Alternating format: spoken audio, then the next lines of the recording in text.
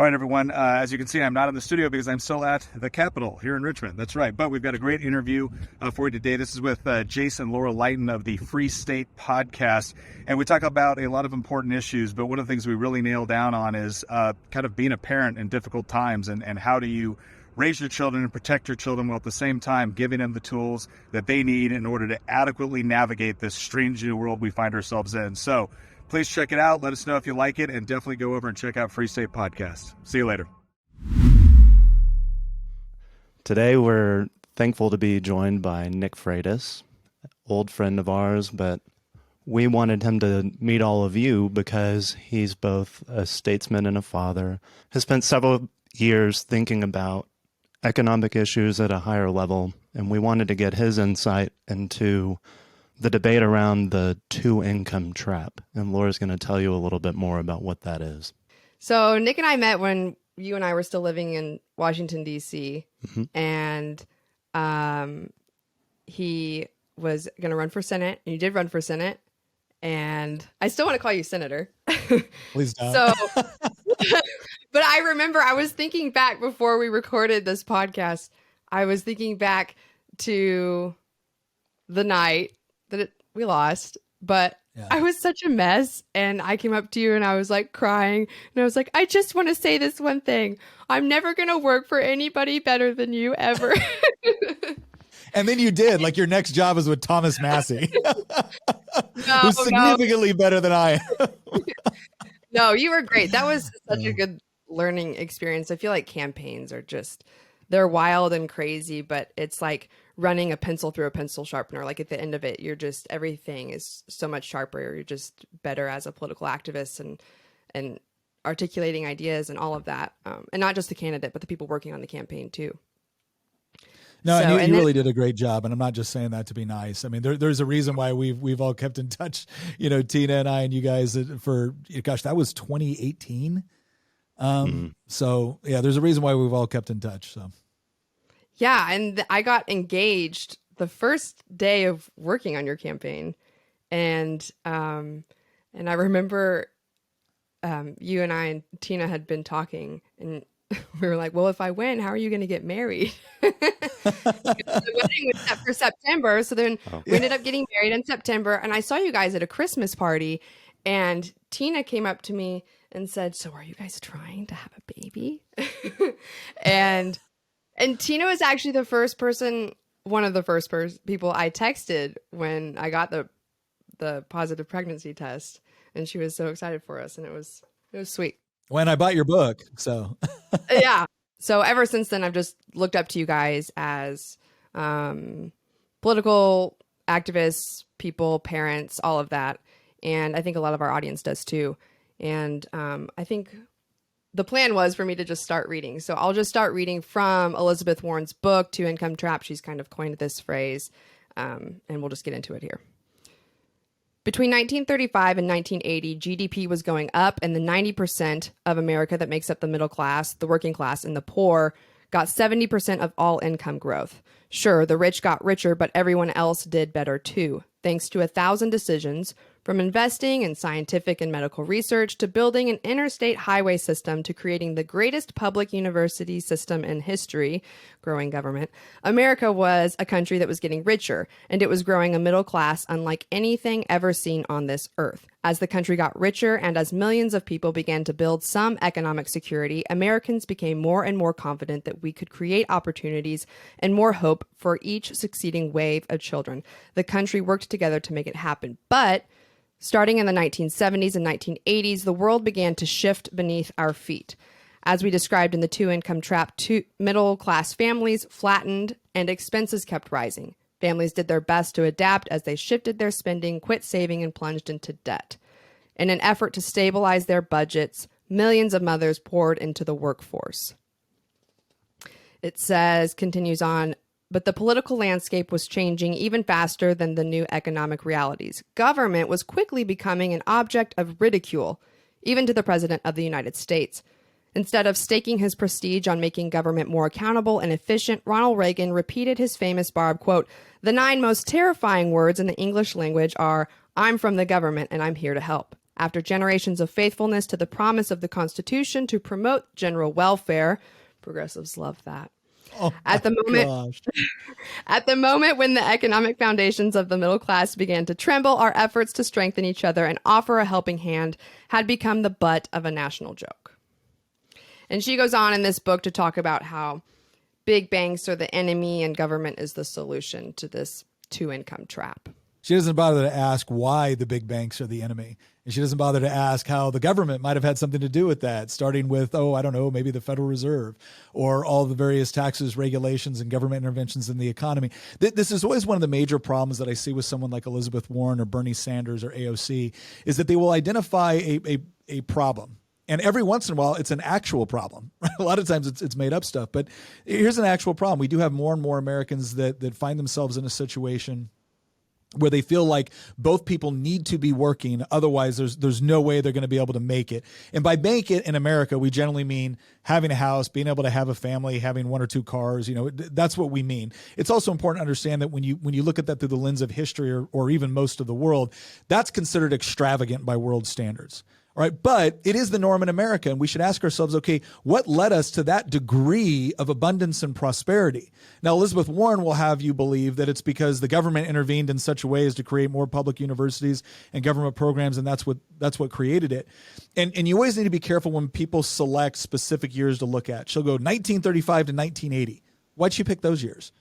Why not 1900 to 1990? Why not 1850 to? Well, because she's trying to organize it in such a way to where she can blame her political opponents and advocate in favor of her political allies. Because if you actually look at what was going on in 1935 and before that, we were in the midst of the Great Depression. And people have this idea that the Great Depression started in 1929 because of unfettered capitalism. No, it didn't. I mean, we had a stock market crash in 1929, and within 9 months, unemployment was well below double digits, and the economy was. And then you had the single largest government intervention into the economy in banking regulations, in small business regulations, in taxes and farming the United States had ever experienced. And we went from, a major economic downturn that we were recovering from, and then Hoover made it worse, right? A Republican. Hoover made it worse. And then FDR campaigned against everything Hoover was doing and then got into office and doubled down on all of it. And that's where you see this. Now all of a sudden you see these massive government interventions and programs which have created perpetual dependency over time and are not financially sustainable. They don't work. Not to mention that was also, the Great Depression happened after the Federal Reserve, which came into effect, I believe, in 1919. And so now we've been dealing with massive inflationary monetary policy. And not to, I want to spend more time talking about the actual problem and how we fix it. But the reason why I mention all these things up front and the reason why I mention things like, the New Deal and the Great Society and how these things had a lot of really, really adverse effects. Like, people don't understand. They just learned in their high school history books that FDR saved us all from unfettered capitalism through glorious government intervention. FDR, all right, was taking small business owners to court because they were charging too little for dry cleaning. FDR took people to court because they let you pick your chicken when you come in to the store, where under FDR that had become illegal. They don't understand that the New Deal was actually heavily influenced by a little tract written by Benito Mussolini. And we know this because Hugh Johnson, one of the main people that was supposed to carry this out for FDR, used to carry it around in his pocket with him and give it to people. It was heavily influenced by fascist economic policy, central planning and command and control. Right? This is the same FDR that when literally unemployment was in double digits and Americans were going hungry, he was paying farmers to destroy crops and livestock. Right? So he's taking taxes from people that can barely afford to pay the taxes in order to pay farmers to destroy livestock at a time when people are hungry. That's nowhere in your history books, right? It's just, no, FDR did something called the New Deal and it saved us. Oh, goody. Okay, that didn't happen. And then you see the same thing with, if you track going back to 1900, families within the United States, the percentage of kids growing up in two-parent homes in the United States, I don't care what demographic you are in, it was all over 80% of kids grew up in two-parent homes. Then you pass the Great Society, and the whole idea was, and a lot of this seems to make sense when you look at it superficially. It was like, oh, we're going to provide additional funding to, single mothers. Okay, well, I think, look, I was raised by a single mother. I think there's some level where we can appreciate that. And then until you realize, okay, but you also incentivized single motherhood. And there's a lot of other programs like that where the more money you made, or if you stayed together as a couple, or if you lived in the same house, or if you raised your kids together, you weren't eligible for funding. But if you lost that job or you got divorced, well, now you were eligible for the funding. And so we had all these perverse incentives where now we're at a point right now that almost every demographic within the United States, with the exception of Asian Americans, it's over 25 to 30% of kids are growing up in single parent homes. So that's well over a quarter of kids are growing up in single parent homes with either the mother or the father, usually the father, not in the child's life. And then does Elizabeth Warren give any sort of, does she even address this? No, of course not, because it's not about that. It's about, well, we need more government programs. It's never a question of, okay, you identified a problem at some point, you implemented a government program. Did it succeed? Did it work? And when you measure success merely by the number of people that have become dependent on the program, well, then the more people dependent, the more successful your program has gotten. But the arguments to put the program, to implement the program in the first place, were never to create more dependency. It was to help people escape it. Right. And so that's the only reason why I kind of go on this little diatribe. Like, no, Elizabeth, yes, you've identified a problem, but you're honestly going to tell me that the real solution, or the real source of the problem, was in the 1980s when we lowered marginal tax rates and made it easier to conduct business. That's what caused the problems. And if you really want to look at, if you really want to blame big banks, which I think there's actually some decent arguments there, well, then are you going to explain to me, okay, the effect that happened during the Carter administration, the Clinton administration, when they literally told banks, you will hand out loans to people that are not financially able to actually pay off those loans. And if you don't, we will investigate you for racism and discrimination. And then all of a sudden, when you had this huge bubble within the housing market and people lost, Americans as a whole lost billions upon billions of dollars, you came back and said, oh, we didn't regulate the banks well enough. So you passed Chris Dodd and you passed 27,000 new regulations on banks. And lo and behold, it doesn't make things better. In fact, the larger banks end up liking it because they help write the legislation at the expense of smaller banks that are now not able to compete with them because they can't keep up with the government compliance measures. So I really wish Elizabeth Warren at some point would just step back and look and say, you know what, maybe the solution is not more government control over every aspect of our lives, or government interference in every aspect of our lives. Because I've seen a lot of societies that have gone down that path, the sort of path that Elizabeth Warren seems to favor.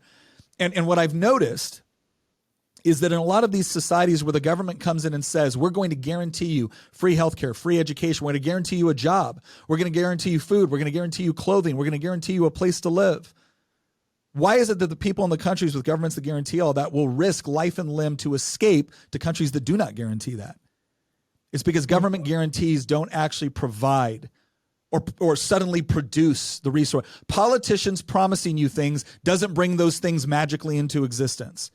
Free people working in voluntary cooperation, using their property, their labor, their talents the way that they want in order to benefit not only themselves, but the people that they're exchanging with. That's what produces the sort of abundance that we've grown so used to in this country. And I'm not about to trade that so Elizabeth Warren can centrally plan the economy from D.C. Do we have an amen on the laugh track? I know it's either, we got a cash register. Hey! We'll take it. Ah, there we go. No, I didn't mean to go that long. Sorry. It just kills me. No, that's good. Thank you. It was succinct. Who was that? It was like baby Charlie. There was a baby in Europe and he was sick.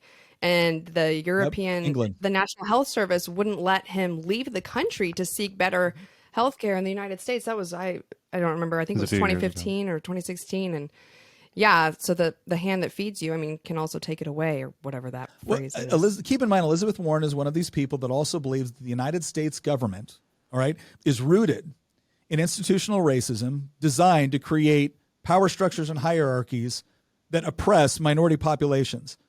And that's the same institution she wants to give all sorts of grandiose economic power to. Like, how does that make sense? We talk about that all the time. And I know that there are some, don't pull this quote out of context, there are some progressives that we know that are highly intellectual people, but how can you justify that discrepancy? I don't get it. What's the whole idea of if they were in charge, then the government wouldn't be that way. So the problem is not centralized power. It's the problem that they're not the ones wielding the centralized power. It's like, oh, well, I've never heard that before.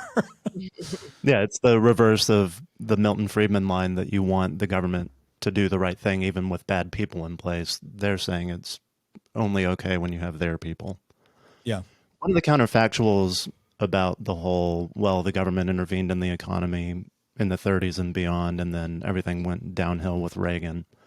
They don't often mention that the entire industrial base of the world had been destroyed in World War II, and we were the only ones there to provide everything. So it seems like, big government or not, we were going to come out ahead, at least for a few decades there. Have you dealt with any of those arguments? Oh, no, that's a great point. And it's what we talked about this once on our making the argument, where I do think the primary source of American economic prowess has been free market economics, private property rights, and generally a secure environment for which to conduct commerce.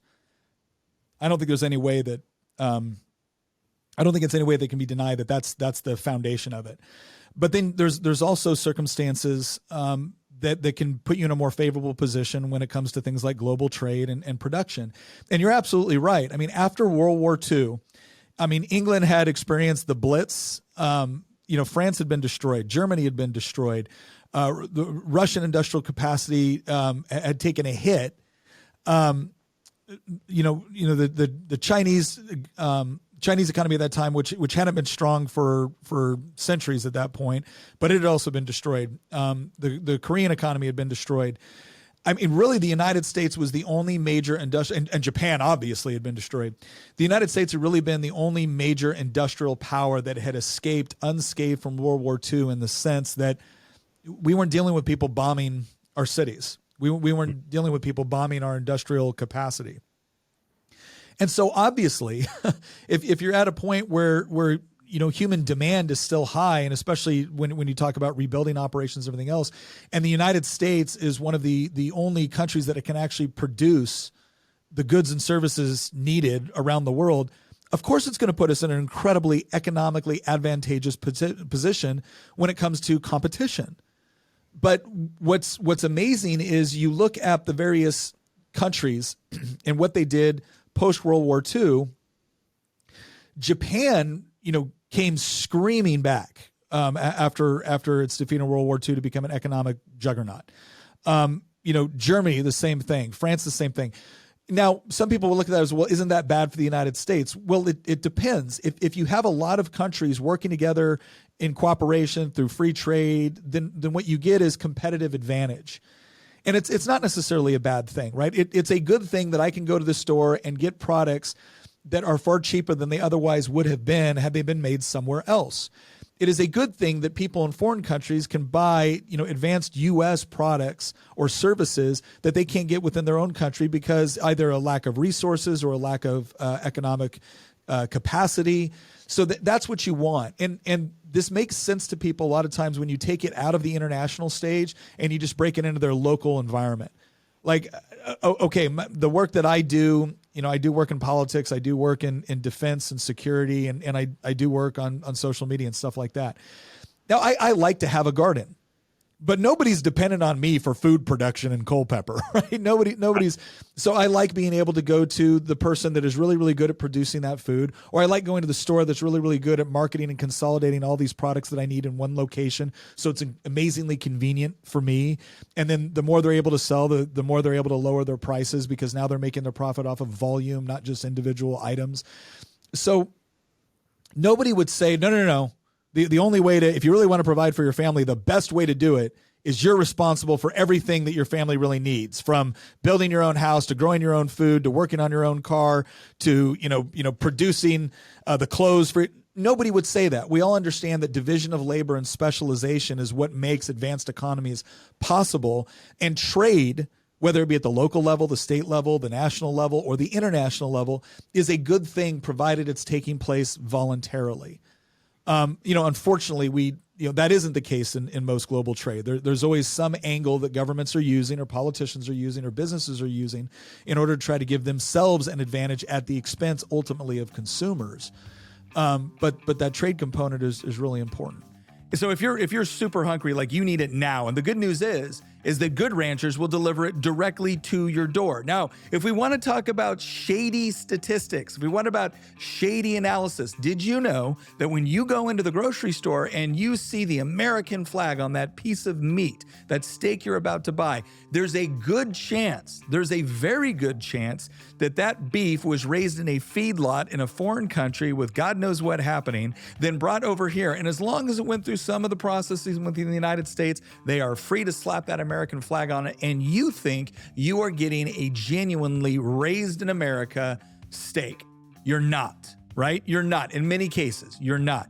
But Good Ranchers does guarantee that. When you buy beef from Good Ranchers, when you buy poultry, when you buy pork, right? When you buy that wild-caught seafood, you are getting a cow that was raised in the United States by the ranchers that work in coordination with Good Ranchers in order to get the finest quality beef sent to your door. And if you sign up right now, if you go to goodranchers.com, you put in promo code Nick, not only are they going to give you the best raised American beef, poultry, pork, and wild-caught seafood delivered to your door, they are also going to give you 1.5 pounds of free bacon with each order in your subscription for 4 years, right? You sign up for 4 years, you get free bacon with your order for 4 years. Why? This is all in honor of February, because it's leap year, which means you better act like pronto, like right away, because February is going away. I don't know if you know this, but February is about to end.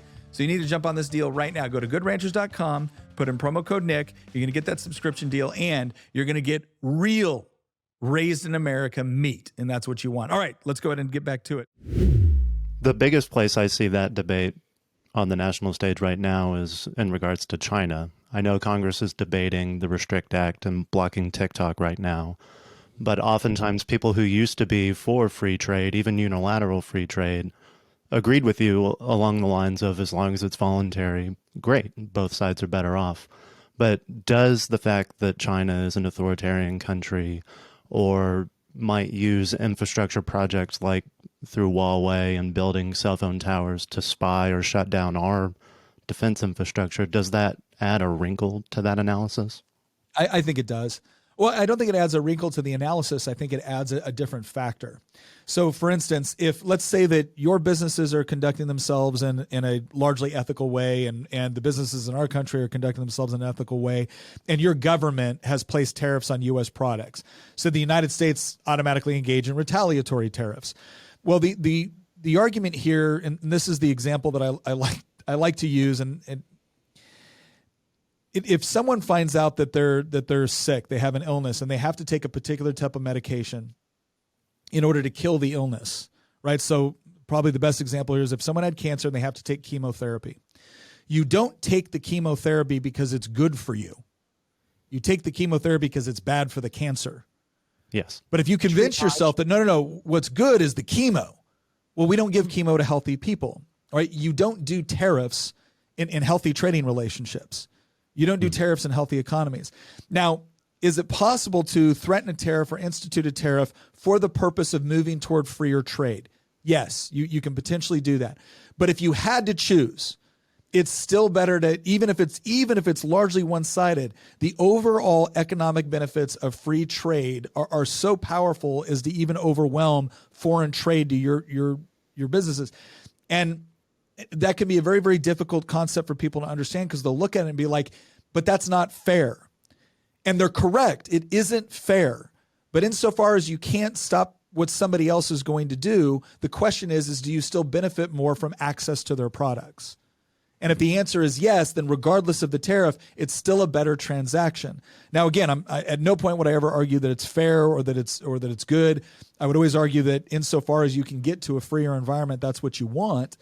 But it's important for people to understand the practical economic effects. It doesn't make a lot of sense to hurt yourself in the hopes that, well, it'll also hurt the other person.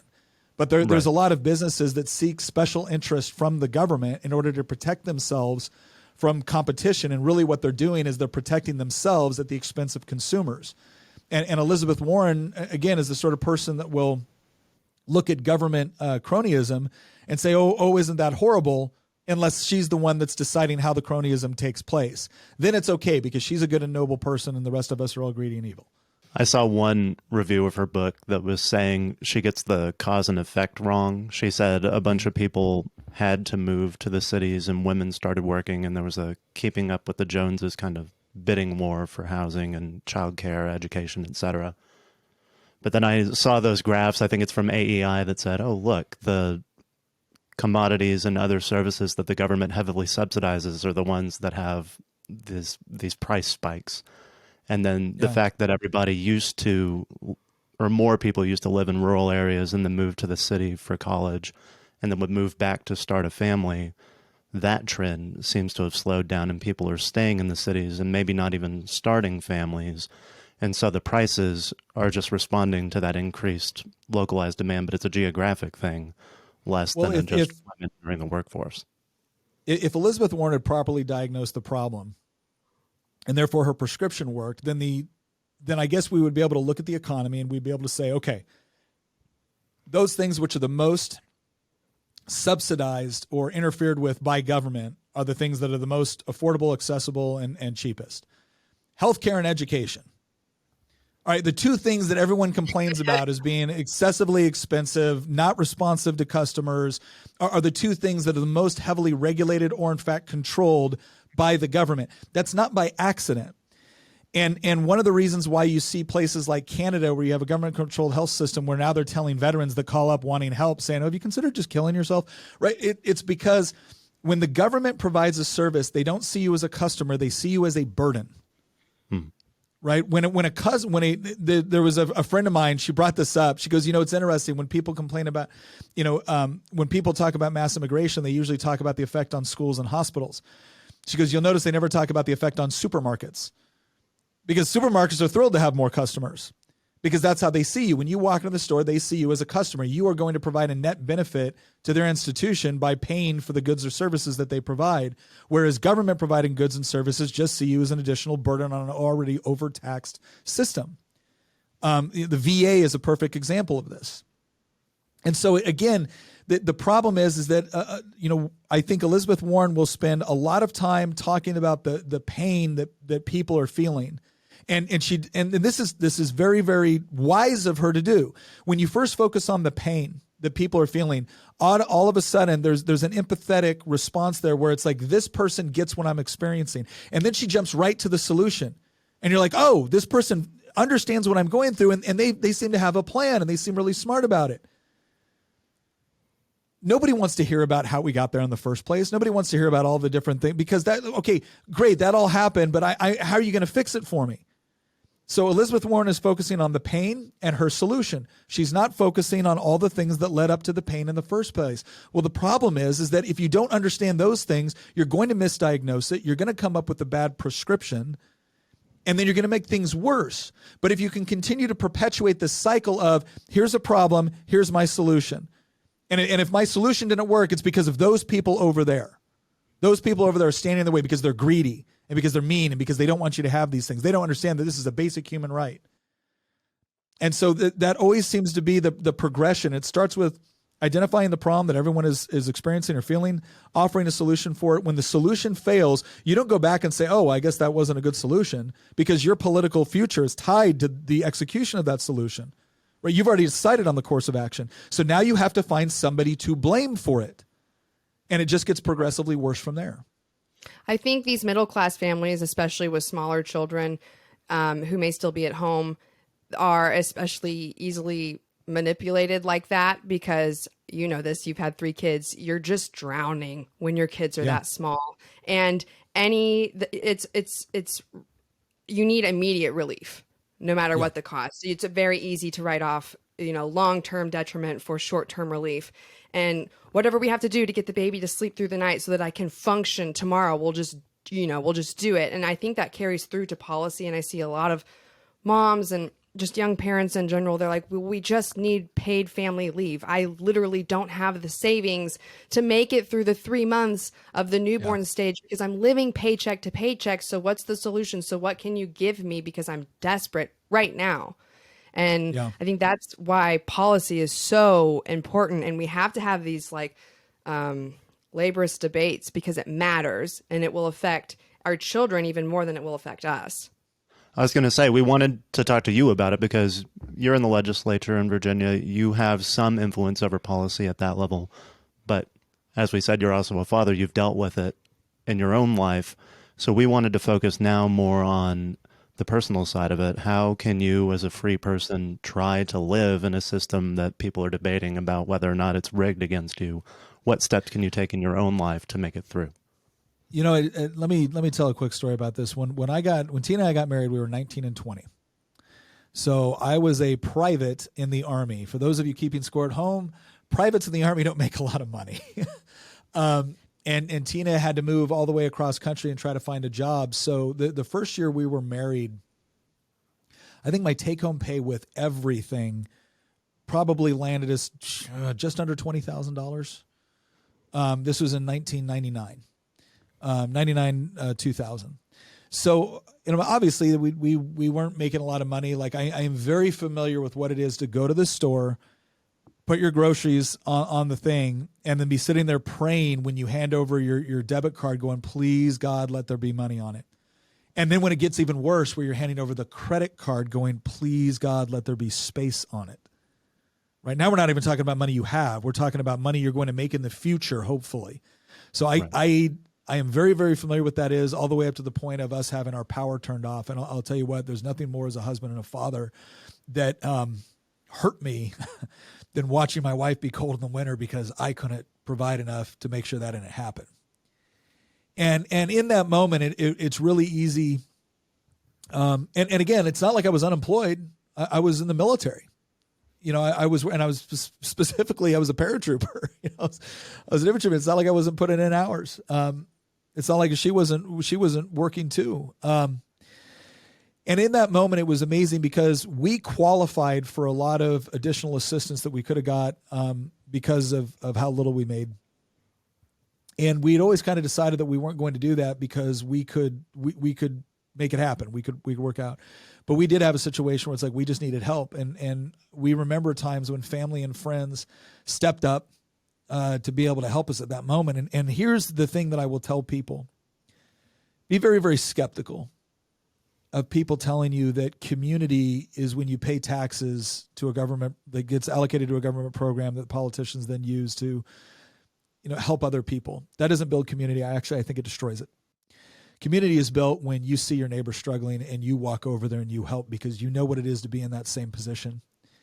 And you know what it is to personally care and take on the responsibility to love your neighbor as opposed to delegating it out to a government bureaucracy. So we learned a lot through that experience. And what it taught me a couple of things. One, I never wanted to be in it again. Two, so that there was a humility component, there was a motivation component, and the third thing was there was an empathetic component that came into effect where it's like not only will we not be in this position again, but we will be in a position where we can help others when they find themselves there. But that's going to happen through me, as a man, and I see myself as the primary provider in my household. Me doing what I need to do and making those extra efforts to be able to, provide for my family. While at the same time understanding that your duty as a husband and a father is not simply to provide, but to also provide the spiritual well-being, the stability, the emotional well-being of your family as well. It's not an either-or proposition. And by the way, people sometimes act like, well, the reason I can't always be there is because I have to work so hard to provide. I get that to a point. But I guarantee you, if you're taking care of your family, your work will be better too. In the long run, it will be better. I don't believe God calls us to abandon our family to be good providers. I believe that the two work in hand when done properly with the proper prioritization. But developing those skill sets, and it was also something about Tina and I also recognizing that, okay, we're going to have to change some of our spending habits because it is so easy to whip out a credit card. It is so easy to have immediate gratification. And it is so difficult to save for something that you can put on the credit card right now. And you can find easy ways to justify it. Oh, well, this is going to make it better if we get this right now because, hey, it'll save over here. And it never usually ends up doing it, like with few exceptions, right? So it's about discipline. And this is something I see more and more discussed, which I think is really important. People talk about motivation. How do you stay motivated? I got news for people. There are going to be points in your life where you are not motivated. It could be your second or third child screaming at the top of their lungs at 2:00 in the morning. You're not motivated, right? It could be having to wake up at 6 a.m. to go. You're not motivated, but are you disciplined? And I think when you can develop those patterns of discipline, it helps you get through those times and puts you in a much better position as you get further down the road. But if you never develop them early on, then you're going to find yourselves 10, 15, 20 years down the road making the same sort of financial mistakes, making the same sort of mistakes with respect to work, family balance, and everything else. And you're going to think, well, why am I still in this spot at 35 or 40? It's like, because nothing magically happens at 30. Nothing magically happens at 40. You either used your teens and your 20s to develop skills, which are now yielding fruit at 30s and 40s, or you're not. But there's no secret sauce. There's no magical thing that happens at a particular point in your life. It's a disciplined approach, and it does pay off. And the beauty of it in a country which does provide a certain degree of security and prosperity and freedom of action is that you can develop those things. The reason why so many people come to the United States, for instance, and are successful, one or two generations, highly successful, is because they had a great deal of discipline and motivation of where they were at, but they couldn't get past the political or social institutions within their country that would refuse to legally allow them to be successful. And then they got to the United States and the barriers were so low compared to what they were used to that discipline just, multiplied. And so I do think that's a large component of it. One of the excuses I hear people say a lot for why they won't have children or won't have children yet is because they don't have themselves together. They don't have something fit. They're not fit enough in some way financially, or they haven't completed enough of their career, or they don't have a big enough house. They don't have the minivan yet, so they can't have the child yet. But now that we've had two, we realized you are never going to be ready. If you wait until you are ready, you will never have children. If you wait until you have enough money to have children, you will never have them. And I can already feel our calluses develop in terms of just being, well, kids have done this to us, but it helps us in every single facet of our life. I'm better at, any work that I do, any income producing work that I do because I'm a mom. My project management skills, I say, have become so refined that I'm just better at everything now. And I can feel myself progressively, like even every month, I'm just getting better at it. And I want to go back to what you said about community, though, too, because this is something that I'm seeing a lot of people talk about right now in mom culture online, but also how this applies to the Christian life and its multi-generational living, and how you paid family leave is not going to generate a set of arms to hold that baby from 3 to 6 a.m. while mom gets an undisturbed stretch of sleep. Paid family leave can't do that for you. Grandma could, but if grandma and grandpa don't have enough money to retire on, grandma's still at work. So she can't be there for you. So then mom doesn't have anybody. So then mom's alone. And then mom has to go back to work because nobody has any money. And it's, people are drowning. Well, let me say one thing as just kind of a side here on the paid family leave. Paid family leave is something I see a lot of conservatives even saying, oh, this is great because it's encouraging families. You're also telling your employer that it's more expensive to hire young people. It's more expensive. So if I've got two employees, right, and I've got one is a single male and the other is a married female, right? And let's say the female is slightly more qualified, just barely more qualified. Bottom line is that if she's going to have a child within the next 1 to 2 years, that represents a significant additional cost to me and my business than if I hire the single male.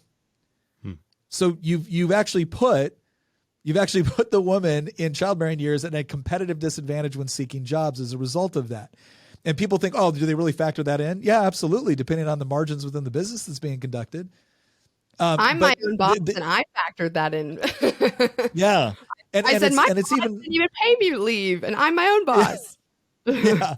Well, and it's to your point too, though, but it doesn't actually address the underlying issue. I've also thought it interesting that Elizabeth Warren will sit there and talk about the double income track. Like, okay, I got an idea. What if we had education savings accounts where the $10,000 to $15,000 per pupil wasn't going to some sort of government system, but could actually be allocated to the mother who's actually educating their own child in a co-op and spending all additional. Oh, no, absolutely not, under no circumstances. But if the mother wants to drop her kids off at a daycare and go to work, Elizabeth Warren is all about providing that as a resource, right? That can be taxpayer subsidized, but not this other thing.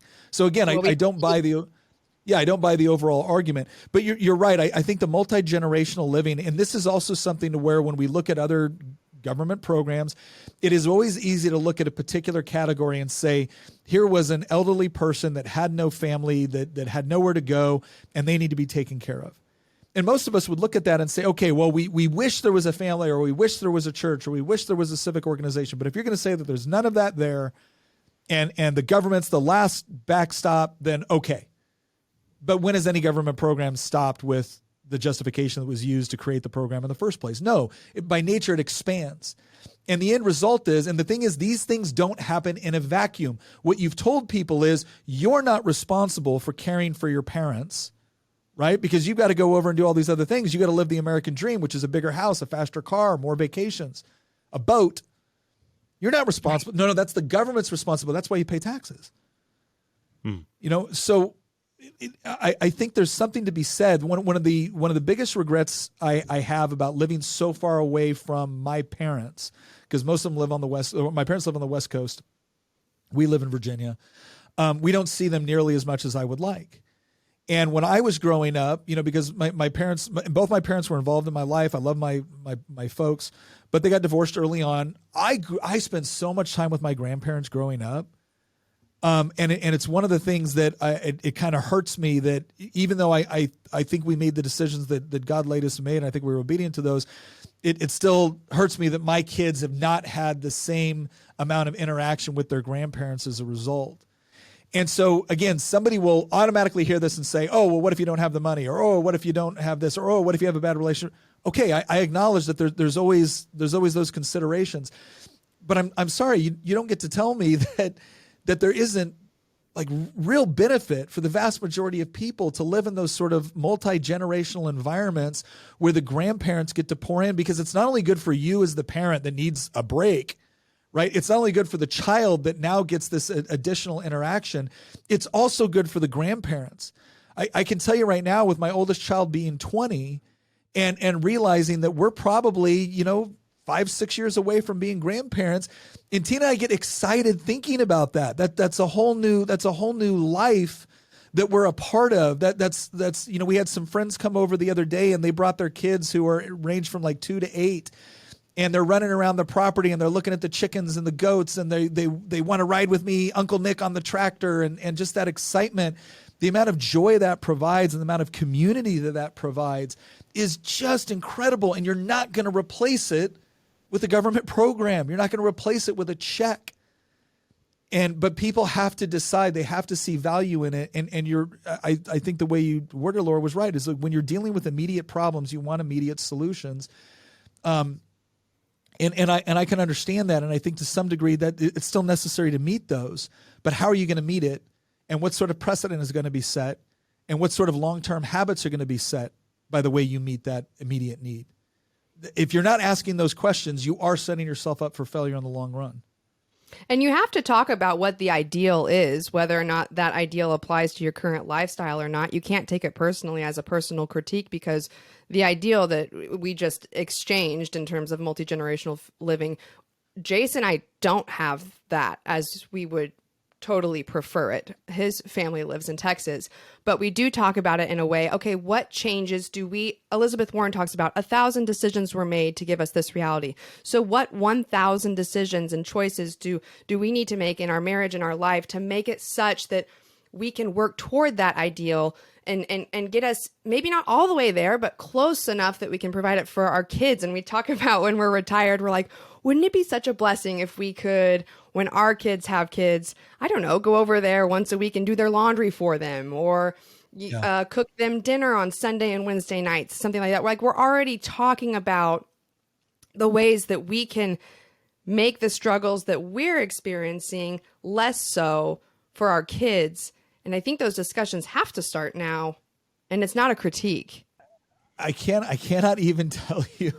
So when people ask me, because we did get married young. I was on a flight once, and this one lady was sitting next to me. She was in her 20s. I was in my 30s. She's messing around with the light, trying to read something, and my light was working. Hers was. I said, "You want to switch seats?" I said, "I'm just reading a book. You look like you're. This is important." She goes, "Yes, thank you. I'm reading a job application. I'm on a way. I just got married." And I said, "Oh, well, here, switch seats." I said, "By the way," I said, "just so you know, marriage is awesome. I know it's popular to kind of to disparage marriage in popular culture. I just want you to know it's great." And she goes, "Oh, how long have you been married?" And at that time, I said it was like about 15 years. And she goes, "You don't look that much older than me." And I think she said she was like 28 or 29. I was like 32. And, or 33 or 34, whatever it was. Cause I got married at 19. So do the math. Right? But it's been married about 15 years. And she goes, "How do you make it work?" And I said, "Do you really want to know?" Right. And keep in mind, just met this girl. She's looking at me now like, "I don't know." Like, do I? She goes, "Yeah, I do." I said, "Okay, well," I said, we have a biblical view of marriage. And she said, "What does that mean?" And that actually shocked me for a moment, because it would have been one thing for her to say, "Oh, I don't like that," or "Oh, that's really nice." But to not even know what it meant really showed me that there was a huge cultural shift. But we got to talking about that, and we got to talking about what that foundation meant and what the roles and responsibilities were. And one of the biggest things that I always tell people now when they're thinking about getting married is, if you're not sitting down and actually discussing the fundamental questions first. What is your worldview? What do you believe about God and truth and reality? Because if you're not on the same sheet on that, I don't care how physically attracted you are to them. I don't care how good a time you have with similar, talents or career objectives. You're not going to make it work. So establish that. But the very next thing you have to do is actually have discussions about expectations. What do you want? What do you expect from the other person? And it's amazing to me the number of relationships I've seen fail where you go back and you look at it and they never had that discussion. They just figured that would be something that they'd work out before they got married. And then sometimes when they get married, even if they did it, they don't continue to do it because your expectations and your objectives change over time.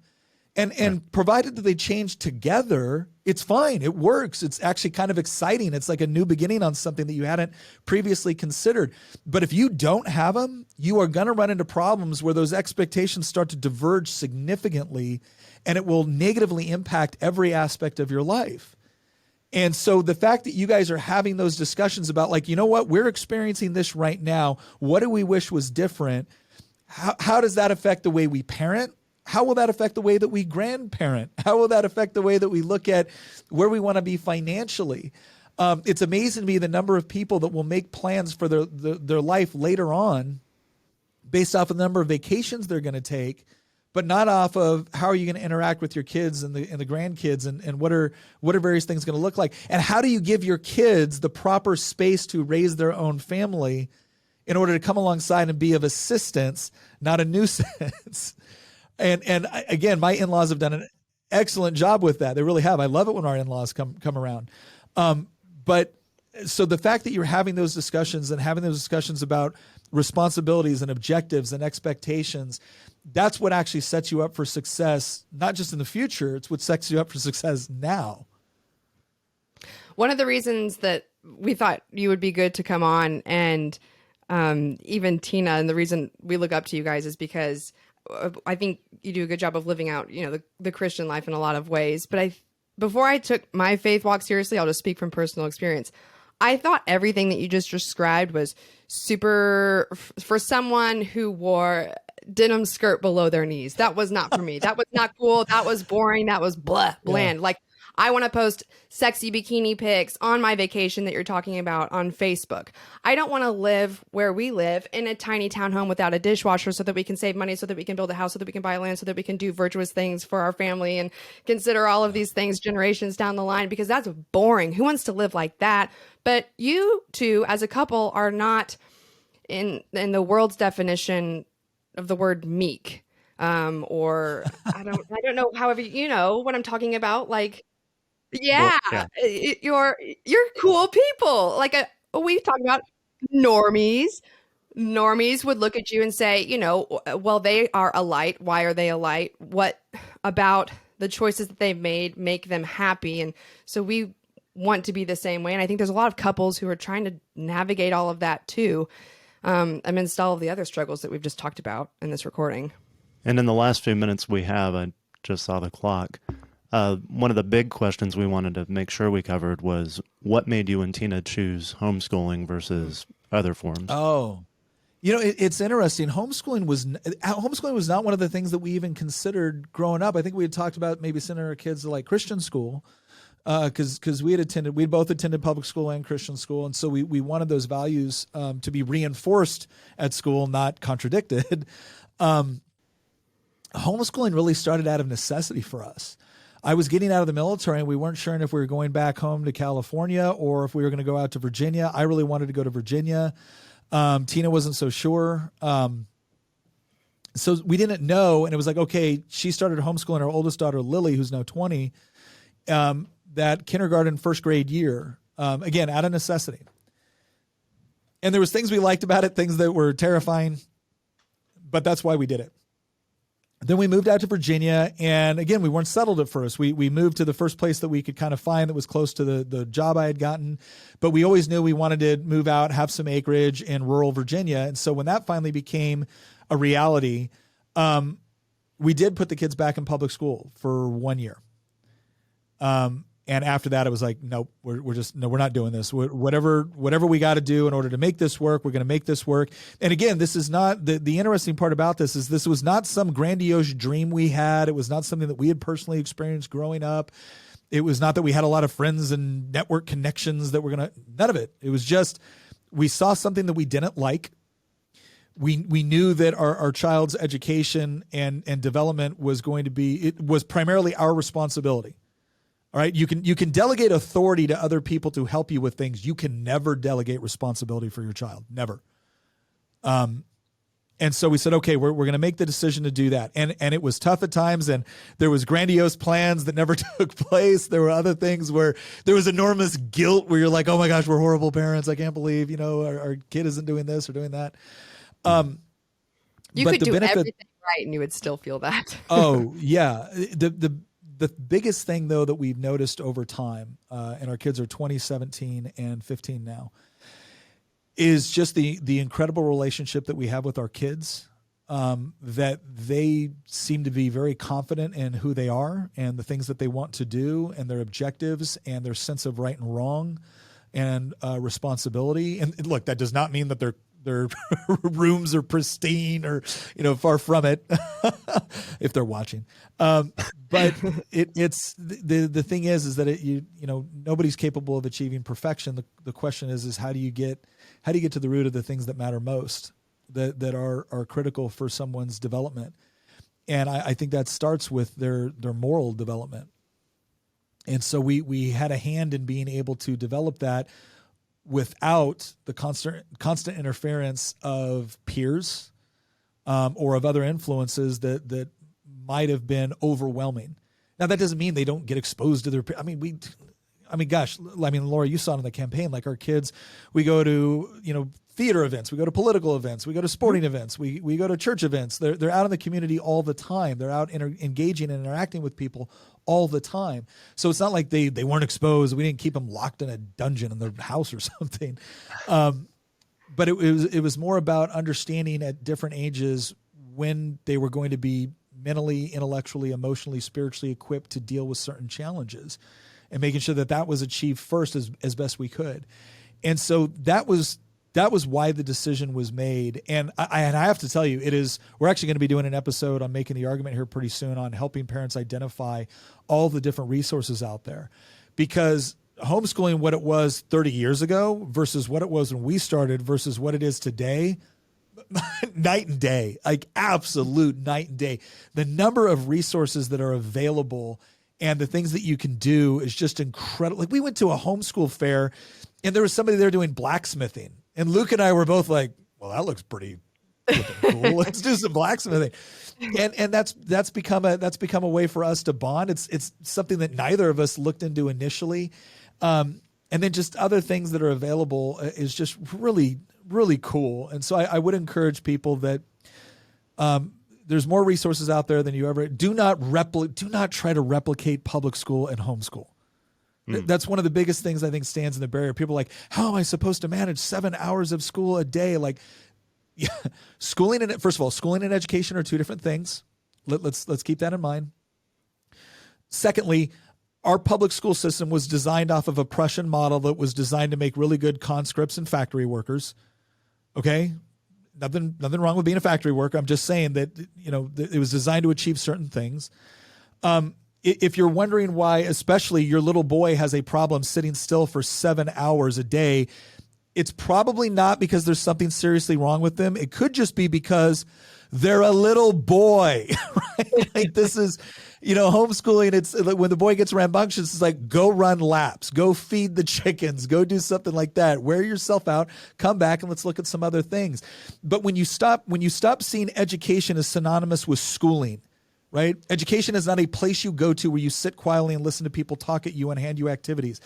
Education is the multitude of experiences that happen all throughout the day, and integrating your kids into the working of the family to where when it's time to cook dinner, your science project is getting, and your math project is getting the ingredients right in order to make dinner and a practical application, so where they understand that, oh, this is why I'm learning this. This isn't just rote memorization because an authority figure told me. This is equipping me to be able to take care of myself and others as I grow up an adult and become a part of a family and a society. And so that's the thing I want to encourage people is that, yes, there's going to be challenges. It can be intimidating at times, but don't forget to see the beauty in what happens when you have these kinds of options. And when you get to be keenly involved with your kids as they develop. I see people sometimes talk about these massive generational differences between, parents and their kids. Mm-hmm. And yeah, we experience that sometimes too. They'll use a turn of phrase or they'll talk about something that I'm like, I don't know what that is. But we also have our own little phrases. We have our own little experiences. My daughter growing up, we used to love to watch the BBC adaptations of Jane Austen movies. And there would be like little phrases and stuff like that where it's like, oh my gosh, she's being such a Lydia, right? Where my daughter would say that and I know exactly what it meant, but her friends didn't. Like, what do you mean being a Lydia? Like, oh, she's not, not keeping good decorum, not keeping her wits about herself or what. So you get to develop these interactions and these exchanges and these cultural things that belong to you guys. And it's shared experience that's really hard to achieve if your kids are gone all day. And I don't mean to make anybody feel guilty if they're not in a position where they can do that or they don't feel equipped. But if you're going to hear about all the challenges and intimidating components of homeschooling your kids, my gosh, at least avail yourself of all the wonderful things that happens when you reclaim that time with your children. So much could be said similar just to motherhood in general or staying home with your kids. And we struggle with this balance too. It's like, well, I could go back to work and make decent money, but then we're paying for childcare. But I say all of that to make the point that when you try to apply, and I'm just going to talk from my perspective because I think it's fair to admit on this podcast that men and women are different. Oh my God. when you try to apply, I know, how dare she? When you try to apply like corporate work life to motherhood, it's incompatible because motherhood is so subject to the seasonal aspects of human nature. I mean, you have a baby and your capacity to go and perform as someone's executive assistant is you can't do that for the next however many months. And I think homeschool and being a stay-at-home mom, those roles fit those ebbs and flows so much. It just makes sense. And I feel that more now that I'm living that out. And what you're talking about, these precious moments, you actually get to enjoy them and you get to capitalize on them. I remember specifically the other day, we were just having a slow morning. We were having a slow, so many people don't even have a slow morning on a Wednesday. It was just Wednesday for us. And the toddler was, you know, they're all running around feral, like not dressed yet. And it's 10 a.m. It doesn't matter. That's awesome. It doesn't matter when you are when you have this much control over your day. And he's sitting at the table. I'm sitting there eating a snack. The baby's asleep and he's sitting there and it's quiet. It's quiet. And he's just toggling back and forth the zipper on a Ziploc bag. And he's just discovering for himself, he's 3.5, how it moves back and forth. And he's studying, it's so much bigger than just opening a Ziploc bag. He's studying the mechanics of how this works. And he's going to later apply that in his life. And I told myself at the time, and then when we were in the car just yesterday, he's sitting there with the Ziploc bag that had food in it. And we were like, don't dump it out. And he goes, guys, I'm just figuring it out. That's what he told us. I'm just figuring it out.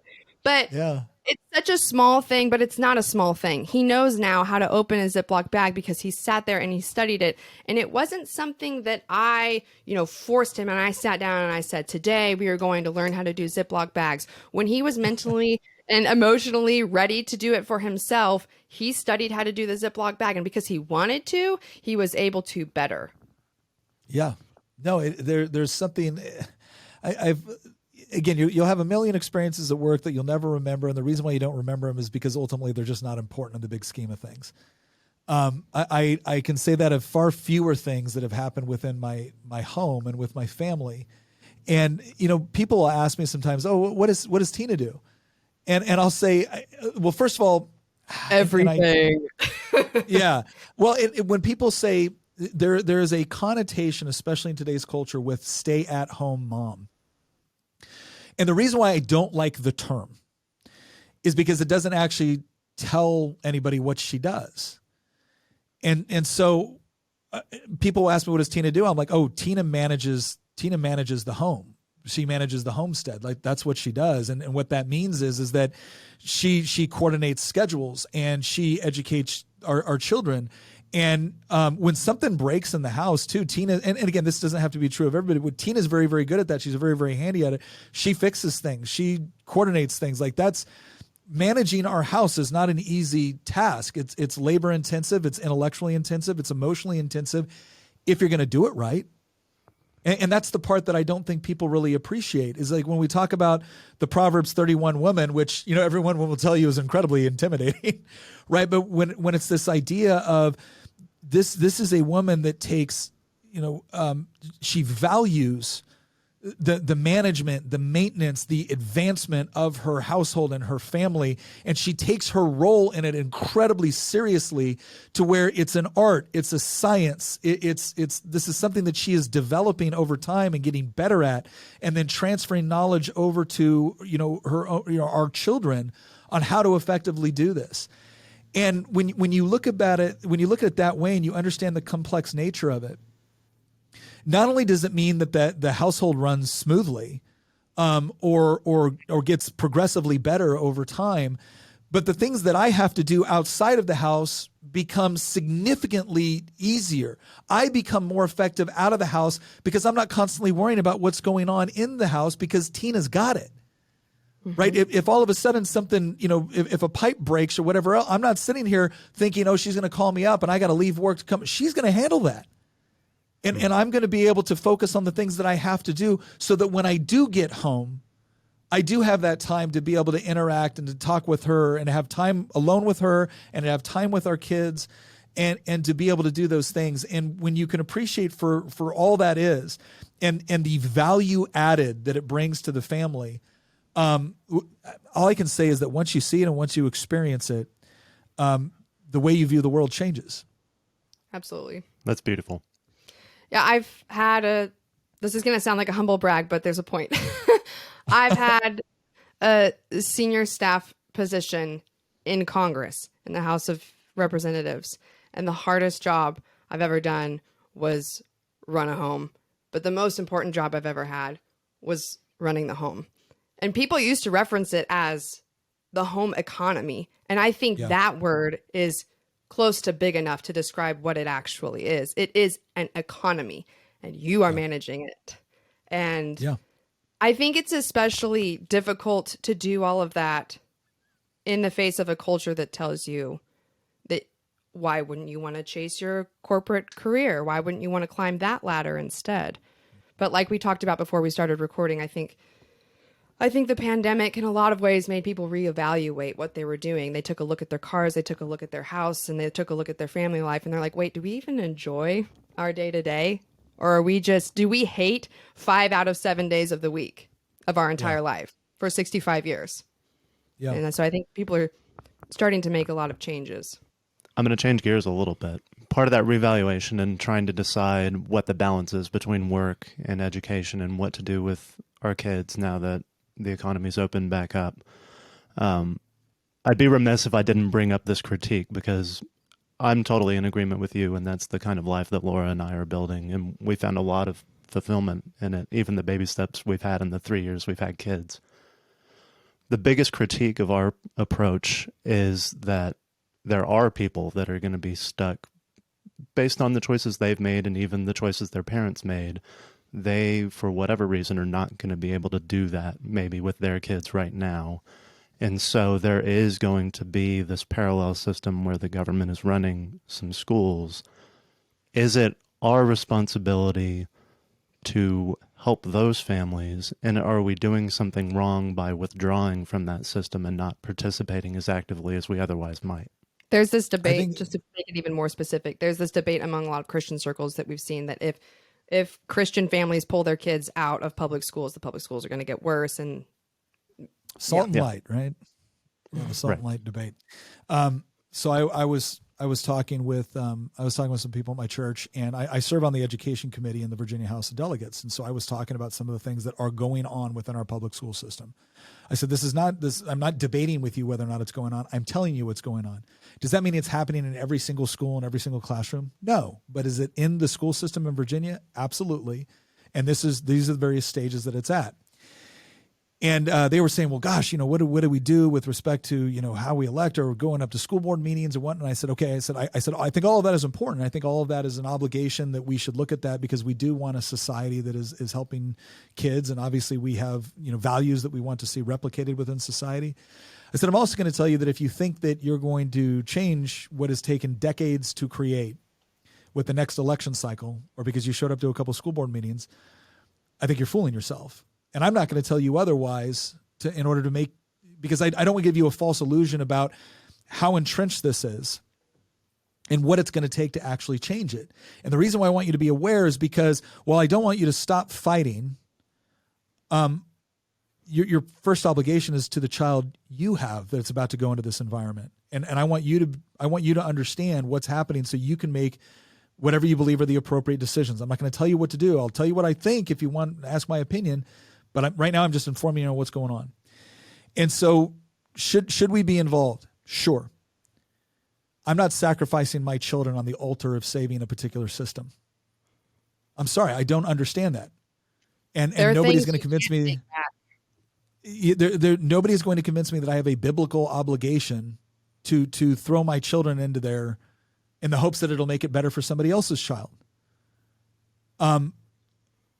If that other child or that other family needs my help, I am happy to provide it. But that is a far cry from me saying, okay, now I'm going to subject my child to the same thing that I think is hurting your child in the hopes that my child's presence will make it better for your child. Right. I had a parent use the salt and light argument with me, and I said, look, I'm not telling you what to do. I'm not telling you what God has called you to do. I know parents that genuinely feel that they've been called to do this, and they have worked very hard and to manage that. I respect that. I am not so arrogant as to believe that I know better than God with respect to what you've been called to do. But I will say this. I looked at a parent once. I said, I brought up a scenario. I said, so your child is now in a classroom and they're going to be asked about things like pronouns, and they're going to be exposed to various theories that are rooted in things like gender theory or critical race theory, or the idea of oppressor versus oppressed, or hierarchies of power, which are designed to oppress minority communities, and that because they happen to have the same skin color, they need to be aware of their privilege. And all. So I went through these various things. I said, how would you respond to that? And the parents said, well, I don't know. I said, great, but you think your 9-year-old does. I said, I don't mean to be rude, but if you as an adult are not prepared to go into that environment and actually provide a response, to provide an answer, what makes you think your 9-year-old is? Your 10-year-old, your 14-year-old, your 17-year-old. And then when they come home and they ask you the question that has been given to them by the authority figures that you sent them to, and you still can't answer it, what has happened? One of the biggest issues that I try to explain it is as gently as possible to Christian parents is that a lot of Christian parents have not educated their children or taught them their faith or taught them their values. They've told them their faith. They've told them their values. What they've done is they've set up a system of reward and punishment within their house, all based off of a central authority figure, and that central authority figure is not God, it's not the truth, it's not Scripture, it's them as the parent. And that's what they've taught their kid. And then their kid goes off to school, or the kid goes off to college and come home, and the parent says, I don't understand. They've abandoned everything I've taught them. I'm like, no, they didn't. They're applying it. You taught them reward and punishment based off of authority. You're just not the authority figure anymore. And so now when they find themselves in this situation where the college professor says they better believe this, where their social group says you better believe this, they are applying exactly what you taught them. So you have to go through that process of adequately preparing them. If they leave their house and it's not their faith or their values, then you have no right to expect them to hold on to them. And I don't see how you do that when you're constantly put them into an institution, an organization that is constantly challenging or contradicting those values, or attempting to replace them with a different set of values, which are incompatible with your own. I think that is a very, very difficult proposition. I'm not saying that there might be some unique circumstances where it might be appropriate, but I think if we're going to talk about it, let's at least talk about it for what it is, and the dangers and pitfalls associated with it, not just what you hope it will be. Oh, that was great. Thank you. I was just going to say amen, and that'll preach. How do you, in a few words, set up that system where your kids are not looking to you just as an authority figure, but how do they learn about faith and about everything? Oh, gosh. So one of my favorite examples of this, because it's embarrassing for me. So obviously one of the things that we started off very early on with our kids was we talked about the concept of truth, and how truth is kind of there with both love and justice, or a just outcome, right, of things. That those three things are necessary to each other. To have love without truth or justice is to fall into things like lust. Justice that's not rooted in truth and love is not actually activism. It's activism. It's not actually necessarily achieving a just outcome. It's generally helping people, deal with their own angst or desires. And without truth, none of this can exist. Because then what are we actually even talking about? What are the terms that we're using? What are they actually defining? So you need those things, and those things cannot be as a result of your authority. You can emulate them in your life. You can prove to your children that you believe them, but they can't originate. You're not the source of them. And so as we taught our kids about our faith, and it was very important to us that their faith was not just an emotional conviction, it was also an intellectual conviction. And it wasn't just an intellectual conviction, it was also an emotional conviction. Because when Scripture says to love the Lord your God with all your heart, mind, spirit, and strength, it's because that's what is required in relationship. If you have a purely emotional relationship with someone, it's probably not another human being, it's probably a pet, right? I love our dogs. I don't have a lot of intellectually stimulating conversations with them, right? If you have an intellectual conversation with someone or an intellectual conviction with something, but you don't actually have an emotional one, well, then there's something lacking in the relationship. So we wanted both for them because we believe it's commanded of us. All of this to say The moment of testing generally comes when your kids have recognized that you believe in an objective truth, and now you have fallen short of it. And so I remember Lily coming up to me and saying, Daddy, can I talk to you about something? Yeah, sure. What is it, sweetheart? So she came to me respectfully. She asked if she could talk to me about something. But what she wanted to talk about was the fact that I had come home from work. I was tired. Kitchen was a mess. Luke and Allie are down there making the mess. And so I'm like, what are you doing? Oh my God, clean this up. Get to your room. You know, I was upset. I was tired, the whole deal. And here's Lily saying, Daddy, the reason why they were in the kitchen is because they were making something for you. Mommy told them that they could. You didn't allow them to explain. She goes, and now they're too scared to tell you why they were doing it. She goes, Daddy, I don't think you handled that right. Oh, now again, frustrated dad, right? I'm looking at my young teenage daughter. I think she was like 13 at the time. Couldn't have been older than 14. Your heart she's is right. in your feet.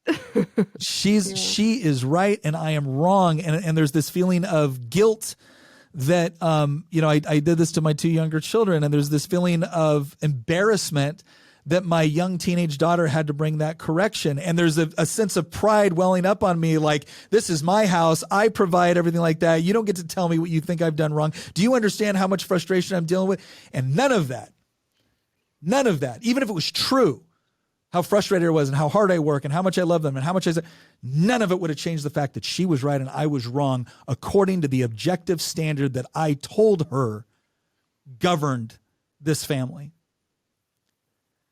And so I had to take a minute and say, sweetheart, you're right. I was wrong.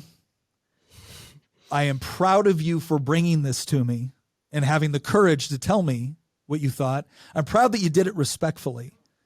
And I'll go apologize to Luke and Allie. And again, that's a huge hit. Now, people are like, well, that is a huge hit. Shouldn't you just admit that you're wrong? Yeah, but in that moment where you have to do it, it sucks. Mm-hmm. Especially, yeah, it stinks. You don't want to have to do it. You don't want to have been wrong. You don't want to give into the fact that you were wrong. But in that moment, and this is something where it's like, oh, thank you, Holy Spirit. Thank you, God, that in this moment, because there's been similar moments to that where I didn't act the right way. But in this moment, God gave me the presence of mind to say, Nick, you have an opportunity right now to tell your daughter that this is not about arbitrary rules that you establish as the father, that this is about truth. She's right. You're wrong. What are you going to do about it? Because if you get mad at her at this point, if you don't respect the fact that not only was she correct, but that she had the courage to be correct to an authority figure, if you don't get it right now, you've taught her that the rules are arbitrary and that she should just give in to whatever the authority figure says. And that is not how you raise somebody that admires truth, love, justice, recognizes that the source of it is God, and that you do have a responsibility to stand up for it even when it costs you something. And so that's the point that I would tell parents. Like when you train it, that one of the most difficult points you will come into contact with is when you're wrong. They bring it up to you, and you've got to have the presence of mind in that moment. You've got to pray through that and prepare yourself for it to be able to say, you're right, I was wrong. Thank you for having the courage to show me. Thanks for sharing that. That's such a great example. Mm-hmm. The toddler did that to me the other day because someone taught him, shut up. Not us. It actually wasn't us this time. But someone taught him, shut up. And I said, that's just an ugly phrase. We don't use ugly phrases in this house. And then I said it in the context of talking to someone else. Don't say that word, Mom. And it's very easy for me to say, well, Mom's a sinner too. But it doesn't stop there, like what you're talking about. Like, I have to actually not say that anymore if I'm going to hold myself to the same expectations I have of him. So we all need to go to our room for 2 minutes sometime. All of us need a timeout from time to Yeah. time. And we definitely all need naps from time. I will never stop this. I think naps are wasted on the young. Hated naps when I was a kid. Love them now. all the time. I'll grab them by the face. The rest of your life, you're just going to want to go to sleep. You're going to be thinking just about the next time that you're going to be able to be horizontal. Just give into it. So, well, thank you for coming on. Yeah, we really This appreciate is it's it. my awesome. privilege.